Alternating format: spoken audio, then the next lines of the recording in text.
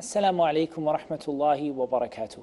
Brothers and sisters, welcome to a brand new episode from the second series of Know Your Prophet. We have reached the chapter in Shama'ilun Nabi sallallahu alayhi wa sallam by Imam al-Tirmidhi, Babu ma ja'a fi hijamati Rasulillah sallallahu alayhi wa sallam. That which has been narrated regarding the cupping of the Messenger of Allah sallallahu alayhi wasallam.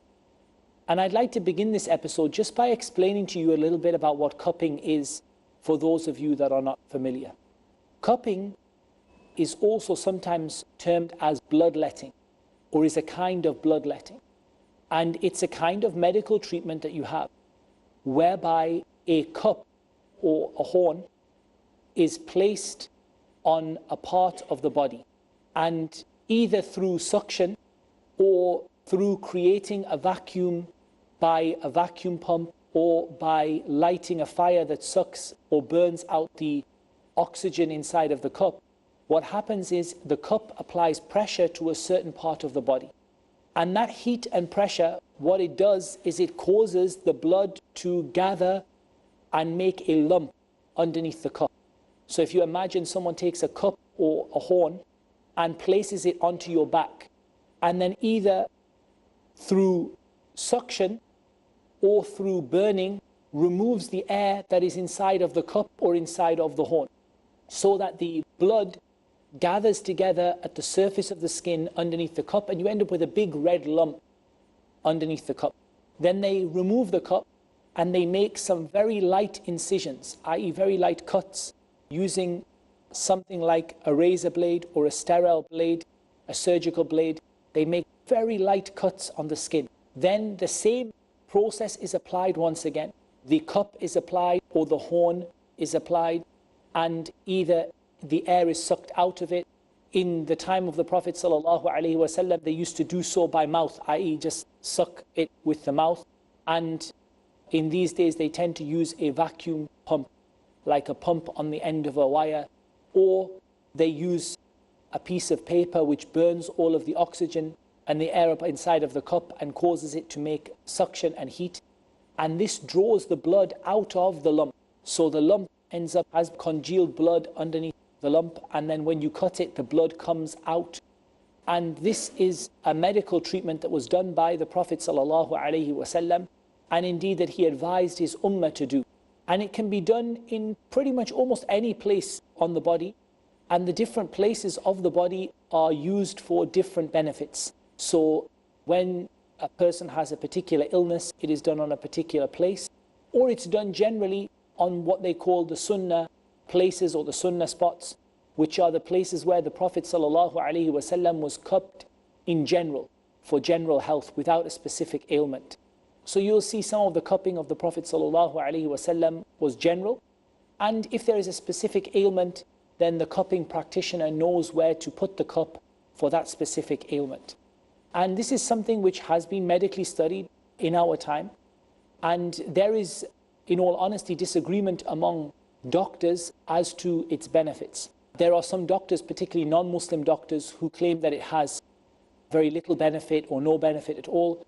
However, those who are intelligent and those who are aware, and not just Muslim but also non-Muslim doctors, there is a significant amount who believe that this is of great benefit, and that it has benefits that medically we are not always aware of, i.e. we don't fully know all of its benefits yet. We presume that there are some benefits in it of ridding the blood of certain toxins or certain substances, or other benefits. However, the benefits of Hijaamah have not fully been studied in a medical context to an extent that we can say that we know all of the benefits behind it. However, that really doesn't concern us as much as the fact that there is a Sunnah in it, and the Prophet ﷺ considered it to be one of the major sources of cure, and indeed it is from the advice of the angels to this ummah when they spoke to the Prophet ﷺ and they advised the ummah to perform cupping. So it's something that we have as Muslims no doubt as to its benefit whatsoever. And indeed there are many medical professionals in this day and age that are coming around to the benefit of prophetic medicine, as is the case in prophetic medicine in general. is that we are now living in a time where modern medicine is starting to fail. And that is that modern medicine, things like antibiotics and other drugs, illnesses, viruses and bacteria are becoming resistant. And there is a revival of herbal medicine and prophetic medicine in the medical community in general, or at least in a part of it. There is a revival of the benefits of traditional medicines and from them cupping. So there are medical symposiums, there are conferences that are held all around the world, and various institutions and bodies that deal with hijamah and have written papers and theses on its benefits. However, from a sunnah point of view, we want to learn what is the sunnah of the Prophet ﷺ with regard to hijamah. We know that he performed it.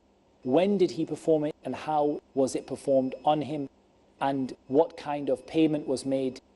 Also, this chapter deals with whether or not it is haram to pay the person who does hijamah, because of some of the ahadith that indicate that it is a disliked job. That is because in the time of the Prophet ﷺ, the people who performed hijamah would suck the cup themselves or would remove the air from the cup themselves, and this might lead to some of the blood infecting the person, and so it was considered to be a bad role to have, or a bad job to have at the time of the Prophet ﷺ. However, we're going to see that it was a bad yet an essential job to have, much like the example of the blacksmith. The blacksmith was considered to be a bad job to have because it led you to have a bad smell and often to burn your clothes or to burn your hands. However, it was a necessary job, and likewise the hajjam, the one who did the hijamah, was considered to be a bad job to have, but it was considered to be a necessary job. And of course, in our time now, with the advent of vacuum pumps and the like, then there is no need for a person to become exposed to the other person's blood or to have to touch the other person's blood because of advances in medical hygiene. And so we could easily say that in our time it is no longer such a disliked job as it was. But this is all dealt with in this chapter, باب ما جاء في حجامة رسول الله صلى الله عليه وسلم. عن حميد أنه قال سئل أنس بن مالك عن كسب الحجام. Humayd said that Anas ibn Malik was asked about the wage of the person who performs al-hijamah. He replied, احتجم رسول الله صلى الله عليه وسلم حجمه أبو طيبة فأمر له بصاعين من الطعام وكلم أهله فوضعوا عنه من خراجه وقال إن أفضل ما تداويتم به الحجامة أو قال إن من أمثل ما تداويتم به الحجامة. Anas was asked about the wage of the person who performs hijamah. And so Anas radiallahu ta'ala anhu replied, the Messenger of Allah sallallahu alayhi wasallam had cupping performed on him, which was administered by Abu Taybah radiallahu ta'ala anhu. And Abu Taybah radiallahu ta'ala anhu was a slave who was skilled in the performance of hijamah. And he was a slave that belonged to Bani Haritha, or it was said belonged to Abi Mas'ud al-Ansari radiallahu ta'ala an. And the Prophet sallallahu alaihi wasallam interceded on behalf of the slave for his wages to be reduced, i.e. for the amount that he had to pay from his wages to be reduced. The way this would work is that the slave would be given a set amount that he had to earn in each day or in each week or something like this. And this set amount, everything that he earned up to there or less than there had to be given back to his master. And whatever was extra could be taken by him. And so the Prophet ﷺ interceded with his master on behalf of Abu Taybah radiallahu ta'ala an, and he asked that his wages that he would have to pay, the tax or the kind of tribute that he would have to pay, be reduced. In some narrations, as we're going to hear, it was reduced from 3 sa' to 2 sa'. And a sa' is an amount of volume which is said to equal 4 times 750 milliliters, i.e. 3 liters, and it is said 4 times 500 milliliters, which is 2 liters. So a sa' is somewhere between 2 and 3 liters. As far as I know, the most authentic narrations make a sa' at 3 liters on volume, and the Prophet ﷺ paid 2 sa', i.e. 6 liters of volume of dates or of some other food. In some narrations it's mentioned that it was dates that he gave. And he gave this to Abu Taybah and asked that his master reduce the amount that had to be given back to the owner of the slave and allow him to earn more in order either to pay his freedom or in order to improve his standard of living. And that's all we have time for in this first segment, but we'll deal with more about the cupping of the Prophet ﷺ after the break. Until then, Assalamu alaikum wa rahmatullahi wa barakatuh.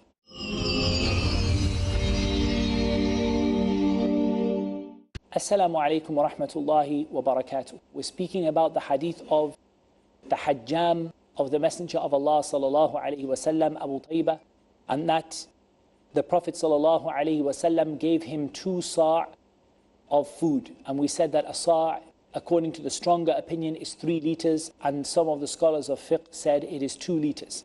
So the Prophet ﷺ gave him between 4 and 6 liters of food. It is said that they were dates. وَكَلَّمَ أَهْلَهُ فَوَضَعُوا عَنْهُ مِنْ خَرَاجِهِ. And he spoke to his master and requested that the amount that he had to pay in tribute be reduced. It is said in some of the narrations from 3 sa' to 2 sa'. And the Prophet ﷺ said, indeed the best of that which you treat yourself with, or the best of medicine that you use, is hijaamah. Or he said, from the most excellent of that which you treat yourself with is hijaamah. So he either said it was the best, or he said it was from the best, or from the most excellent of things that you treat yourself with, hijaamah. And that obviously gives us an incentive as Muslims to have hijaamah performed. And if you weren't aware of it before, you'll find that somewhere near to you, almost everywhere in the world, wherever you are, you will find Muslims who are able to perform hijaamah for you. It's also worth noting, when it comes to hijaamah, that there is a dry form of hijaamah which is not mentioned in the Sunnah of the Prophet ﷺ, but is a permissible form of medicine. And that is the same process that we mentioned in the first part of the episode, but without the bloodletting, without the escaping of blood. And it's used for slightly different illnesses to the one that is used when the skin is cut and the blood is allowed to flow. And the cutting or bloodletting is that which is most common and that which is mentioned in the Sunnah of the Prophet ﷺ. عن ابن عباس رضي الله عنهما أنه قال أن النبي صلى الله عليه وسلم احتجم على الأخدعين وبين الكتفين وأعطى الحجام أجره ولو كان حراما لم يعطه. Ibn Abbas رضي الله عنهما, the narrator said, أظنه قال, I understand that he said that the Prophet ﷺ had hijaamah performed على الأخدعين, on both sides of the neck. And hijaamah on the neck is one of the most dangerous forms of hijaamah. It requires somebody who is quite confident with the blade so that they don't cut too deep and they don't cut something that is going to bleed a lot. And between the shoulder blades, which was a very common place and is probably the most common and the easiest place to have hijaamah done, between the shoulder blades, and he gave the hajjam his wages, he gave the person who performed it his wages, and if it was haram, he would not have given it to him. I.e., if the job was haram, or the more clear understanding here, if the wage of the hajjam was haram. Because there are some hadith that include the dislike of this kind of job, that this is not a good job to have, and we mentioned the reasons for that. And if it were to be haram, then the Prophet ﷺ would not have paid the hajjam the wage of doing so. عن ابن عمر رضي الله عنهما أن النبي صلى الله عليه وسلم دعا حجاما فحجمه وسأله كم خراجك؟ فقال 3 آصع فوضع عنه صاعا وأعطاه أجره. Ibn Umar narrates that the Prophet ﷺ called for a person to perform hijaamah, and he performed hijaamah, and he asked him, how much do you have to pay to your master? either as a daily rate or for every hijamah that you do or something like that. How much do you have to pay to your master? He said 3 sa'. So the Prophet ﷺ spoke to the master and got him to reduce this amount to 2 sa', and he gave him his wages. وعن أنس بن مالك رضي الله عنه أنه قال كان رسول الله صلى الله عليه وسلم يحتجم في الأخدعين والكاهل وكان يحتجم ل17 و19 و21. Anas ibn Malik radiallahu anh narrates that the Prophet sallallahu alaihi wasallam had hijamah performed on al-akhda'ain, which are the 2 sides of the neck, and on al-kahil. And al-kahil is the upper part of the back. And this is something again that is from the Sunnah of the Prophet sallallahu alaihi wasallam, and it's from the most common of the places to have hijamah done. And it's from the easiest places to do hijamah if you're learning and starting, is al-kahil, which is the upper part of the back. وَكَانَ يَحْتَجِمُ, and he used to get hijamah done on the 17th and the 19th and the 21st of the Islamic months. Hijamah, brothers and sisters, it can be divided into 2 types. Hijamah for an urgent need and hijamah for general health benefit. As for the hijamah, which is done generally for health benefit, then this hijamah has certain times that it should be done and certain times that it should not be done, and certain seasons that it should be done and certain seasons that it should not be done. Most commonly hijamah, at least in terms of the weather of Medina and Mecca, the area where the Prophet ﷺ was, would primarily be done more so in the spring than in any other time. And it would not be done, and Allah Azza wa Jal knows best, as much in the winter. And the Prophet ﷺ used to do it on the 17th, the 19th and the 21st of the Islamic month. However, what is key here is that this is the hijamah for general health benefit.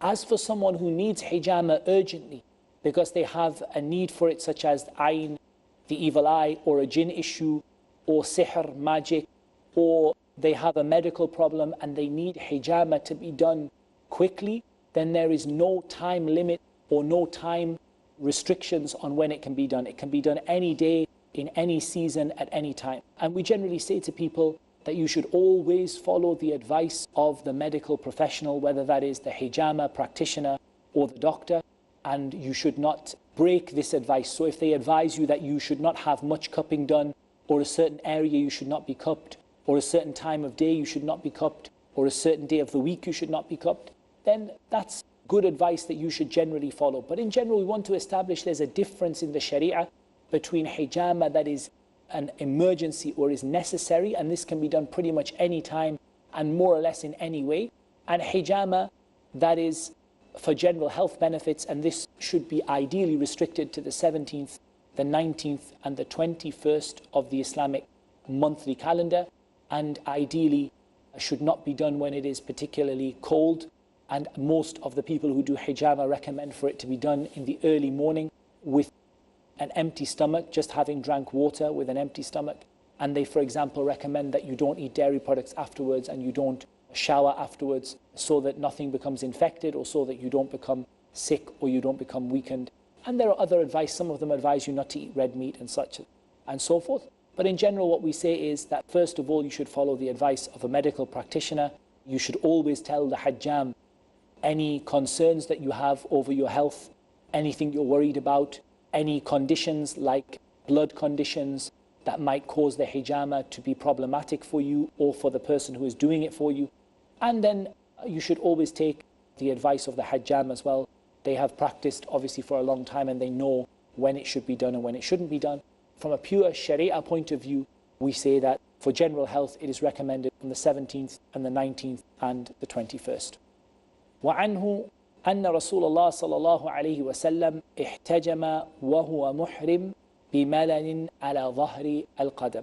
That the Prophet صلى الله عليه وسلم performed hijamah while he was in ihram at a place called Malal, which is a place between Medina and Mecca. It is said to be around 17 miles from Medina, so close to Medina, on the road to Mecca.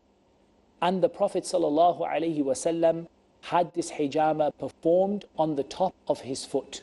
And it seems, and Allah Azza wa Jal knows best, that this hijamah that was performed on top of his foot ﷺ was done so because of a particular complaint. So hijamah on the foot is not really the norm, as in it's not the normal place to have it done for general health.